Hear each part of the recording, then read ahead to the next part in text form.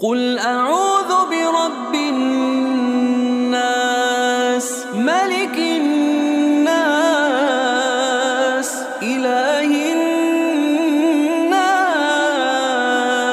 مِن شَرِّ الْوَسْوَاسِ الْخَنَّاسِ الَّذِي يُوَسْوِسُ فِي صُدُورِ النَّاسِ مِنَ الْجِنِّ